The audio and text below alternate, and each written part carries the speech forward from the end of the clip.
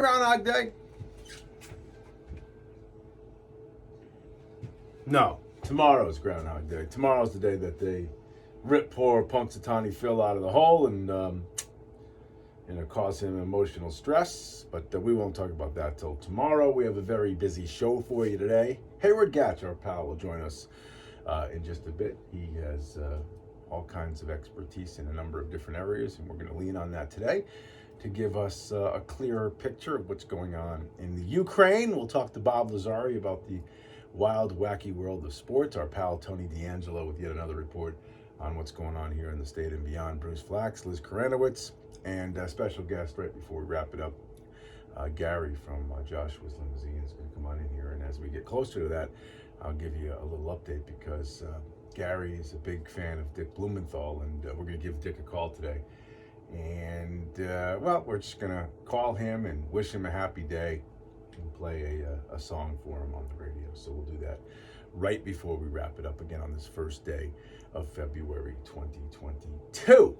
Right? It's 2022, right? I got to tell you, man, I don't know if I should start with this or if I should just ignore it completely, but I had maybe the weirdest dream last night. It was strange. Ooh. Yeah, I might have to leave this one in the cabinet for the psychologist down the road. It had a lot of moving parts, a lot of different people, a lot of people like I haven't thought about or even remotely thought about for maybe decades were part of this dream. Like my babysitter when I was young was in this stream. There was I'm just going to leave it at that. I was at a certain kind of I'm not going to.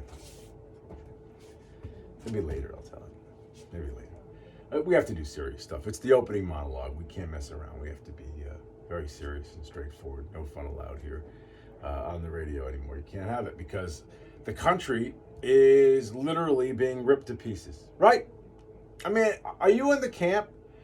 Because I feel like there's a couple of different camps. One is, it's just like, it is what it is. It runs in cycles. It stinks now. It'll be better later. We'll figure it out. We'll move forward like we always do, right? We've been around for 245 plus years.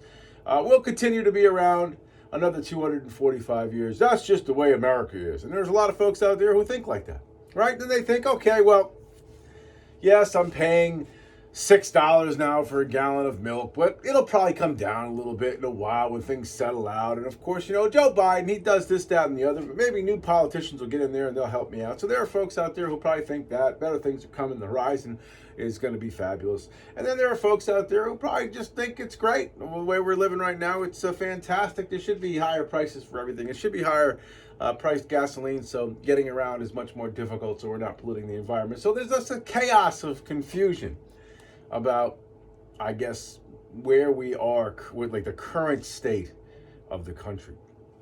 Okay, economically, you've got to admit that the country is in a free fall. Okay, the stock market is over 30,000 plus. If you invested in it when it was 10,000, you're doing cartwheels and backflips today. Your 401k is through the roof. You're loving every single minute of your retirement life. It's great, blah, blah, blah. But then I just turn my head a little bit to the left and I take a look at some of the things that concern me. I mean, inflation obviously concerns me. We have had the highest blast of inflation since the 1970s, since Jimmy Carter was president. And if I just take a look to my left on the computer screen that you might be able to see, or maybe you can't, I'm blocking it, or the microphone is blocking it, because I am trying to videotape this as we are replaying the opening monologue up on my YouTube page. Just look for that. There's a lot of neat stuff up there. I'm going to try to populate that YouTube page as best that I can. It's a slow process, but if you missed the morning monologue, you can see every single day. At least I'm going to try, unless I forget. I may forget one day, but we're going to videotape it. It's not the best. It's not the best lighting in here. It's not the best look for me, but I thought maybe it's something different, right? Not that anybody cares what the hell I look like. But anyway, as I move to my left and I look to my left, I have up on the screen the running national debt, the U.S. debt clock. And every once in a while, maybe every quarter, I like to do a segment on this. I like to kind of give you an idea about how much money the United States of America actually owes. And at this current moment, like by the time February's over, we're probably going to be $30 trillion in debt. Right now we're 29 trillion, 913 billion, 311 million, $300,000 in debt, and it continues to go up. And that's just the U.S. national debt. That's not counting unfunded liabilities. The U.S. unfunded liabilities, which include Social Security and Medicare. When I say unfunded liabilities, some folks may email me and say, I don't really know what that means. And I get, okay, fine. That just means what we owe. Like that's not what we owe today, but that's what we owe. There are people out there who will collect Social Security, people who will collect Medicare. So that's the projected amount of money that we owe for that. And the United States unfunded liabilities at this current moment is over $164 trillion. Guys, we're the greatest country in the world. We're the greatest country that ever was. We do more for other people than any other nation in history. And at the same time, we probably also have we have a ridiculous number of ultra poor. We have a ridiculous number of homeless. We have homeless veterans. So the thought of us being the greatest country in the world, which I still believe that we are, because the freedom that's afforded to us. See, when scholars argue that, and they'll bring up numbers like, okay, so we say we're the greatest country in the world, but we're 8th here, and we're 11th here, and we're 15th here, and we're 32nd here, and they list a number of different categories. My response to that is the reason why that we're low in those areas is because we're afforded a certain level of freedom to be less than stellar, right? I mean, in other words, this country gives you the ability to be a screw up. It also gives you the ability to make yourself a billionaire. So you can be a screw up, you can be a billionaire. And that causes that mean sort of scenario, like in the middle. But the freedom, I mean, if you're talking about just being free, I would always say this country is the greatest country in the world. But right now, the powers that be are trying to suffocate that freedom. They're trying to take little pieces of that freedom away. And there was a doctor actually on, I can't think of his name, but I love this guy. I gotta find his name, and I'll play some audio from him. Maybe I'll play some tomorrow. But he's a guy he's actually on with Rogan the other day. But he talks about how if over the course of time you yield a few feet a year, whatever it is, a few feet of freedom. Think about it like this. Let's say you and your neighbor, this is not an example he gives, this is an example that just came to me. Let's say every year your neighbor moves the fence line 2 inches more towards his property, or more towards into your property, giving him 2 more inches every single year. Well, you might not say anything at first because you want to be a good neighbor. But over the course of 20 years, he's gained 2 feet of property on you. And over the course of 50 years, he's gained 5 feet of property on you, et cetera, et cetera. I guess the point I'm trying to make, maybe that was a bad example, a bad visual, but if you give a little bit of your freedom every couple of years and you back up, and then you finally you stand up for yourself and you say, that's enough. That's it. I've had enough. And then the powers that be sort of back off and let you be for a little while. And then they go on the attack again, and they push and they push and they push, and you back up. And then eventually stand up for yourself, and they stop. You're still 3 or 4 or 5 steps back from where you were in the beginning. And if they keep doing that over the course of time, see, time will wear you out. And they'll steal these freedoms from you over the course of time. And I finally, I think, feel like, I said, I'm not a big conspiracy theory guy, but I really feel like this COVID outbreak was an opportunity for the powers that be to push you back, push you back, push you back, and steal some of your freedoms. There are other nations around the globe that are relishing in the ability to control their people. I watched a little bit of Tucker last night. I haven't watched a lot of Tucker lately because I've been doing other things. I was watching him last night, and he had a feature on Canada. And obviously this is, we talked a little bit about this yesterday with the truckers and the vaccine, pushing back against the vaccine. But this is after 2 years. After 2 years of being pushed around by their government, they finally pushed back.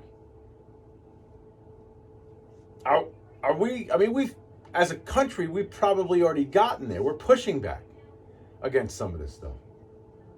Right? We're pushing back against some of this stuff. And it's important that we do that. By the way, the guy's name is Jordan Peterson. I have to get the audio that I was referring to before I play some of him, but I just wanted you to know that's the guy that I was talking about. So, do you feel like right now, today at this time, 6:24 on the first day of February, do you feel like you're as free as you were 2 years ago on February 1st or 4 years ago on February 1st? I certainly don't. And part of that obviously is them manipulating this whole COVID deal. I really believe that. In the beginning, I believe it was probably, okay.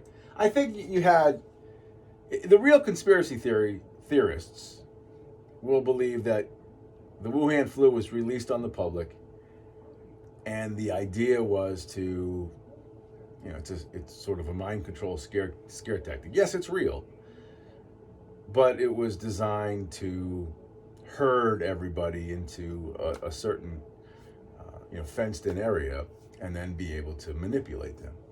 Of course, some of the cattle break off, and that's those of you who are listening to us today. We have broken off. We're not being herded like sheep.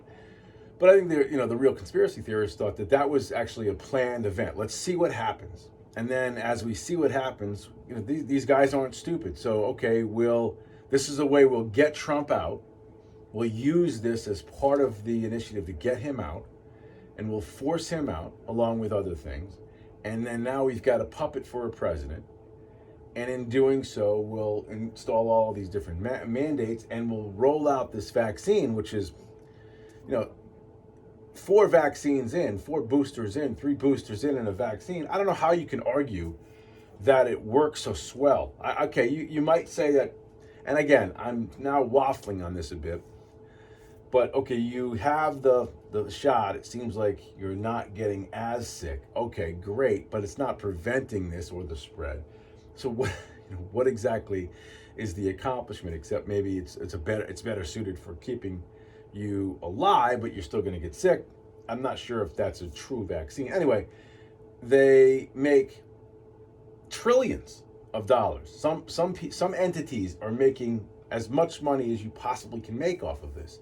When you think about the constant non-stop in and out of testing and vaccines and all that goes around that, and the loss of businesses, everybody was under this umbrella of control from the government, and some people pushed back.